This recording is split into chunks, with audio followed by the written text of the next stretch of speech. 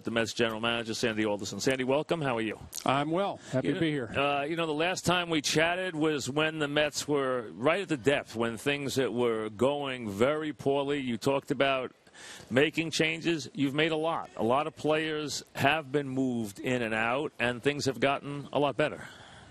Well, it's nice to be here today because things have gotten a little better. Usually we are in one of those down periods when I show up.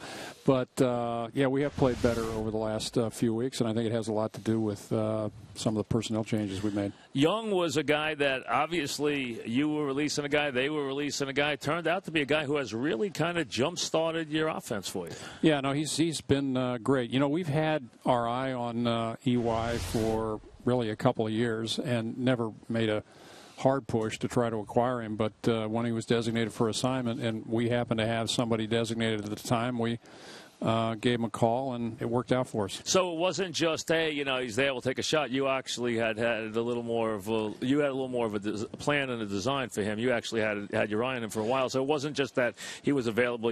This is something that was maybe something you had your eye on for a while. Well, somebody we've liked for a while, and not necessarily as even an everyday player. Had you tried to trade for him at all? We had talked to him about it, yeah. Okay. Mm-hmm.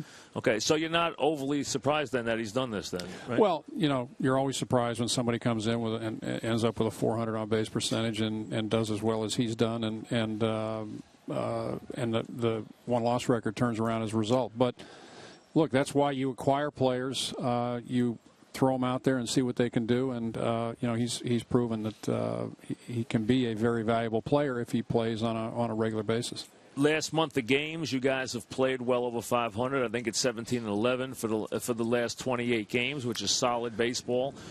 A lot of reasons why. We mentioned Young, Marlon Byrd's another.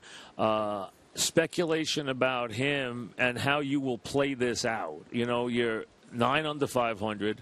You clearly had made the statement before, winning, and you've proven that it's important to you the rest of the season as you also look at players. So does that mean it would take a lot to pry Marlon Byrd away from you? Well, what I've said for some time succinctly is, what we've tried to do over the last several years is stockpile talent, clear payroll, and try to be as competitive as we can possibly be in the meantime without compromising the talent or the payroll clearance. So if you look at a guy like Marlon, he's not costing us a lot of money. Right. There's the question then of what kind of talent we might be able to get back.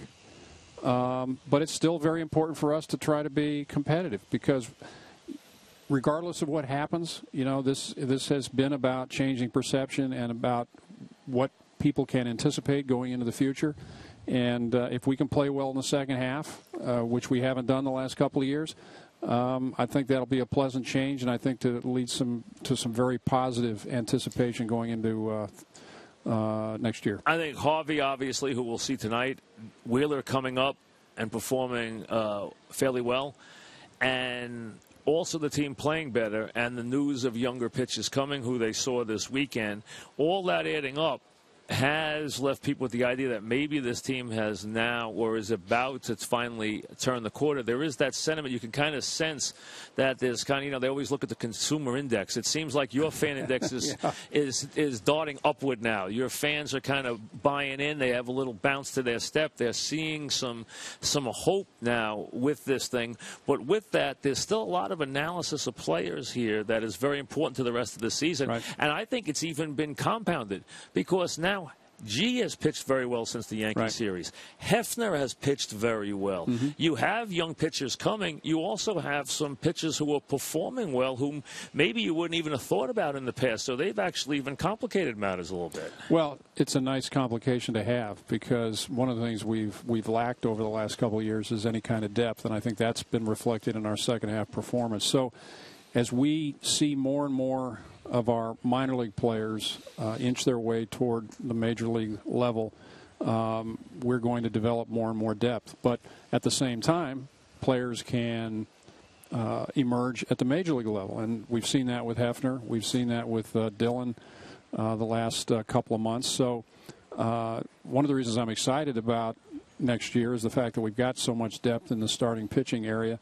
And it's a function of guys pitching well at the major league level, in some cases surprisingly, and guys pitching extremely well at the minor league level and continuing to move up. You know, and I do think it's important as we talk with Sandy Alderson about the rest of the season. I think it does matter, and clearly that's been, you guys have made it matter in the last month.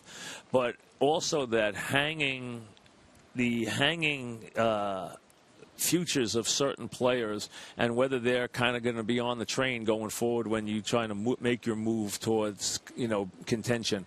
And it's still the same guys. Duda, and we still don't know. Tejada isn't even here. Ike, again. So we're left with the same guys. And now with other players playing, it's going to be even harder to analyze these players. Well, at some point you got to make a decision. You can't analyze year 1, year 2, year 3, right. year 4. At some point, suddenly you can't analyze any longer. Why? Because the players in some cases have gotten more expensive than they're worth. And so if the jury is still out, in a sense, the jury's not still out. Gotcha. So on the other hand, we don't have to have 9 all-stars at each position.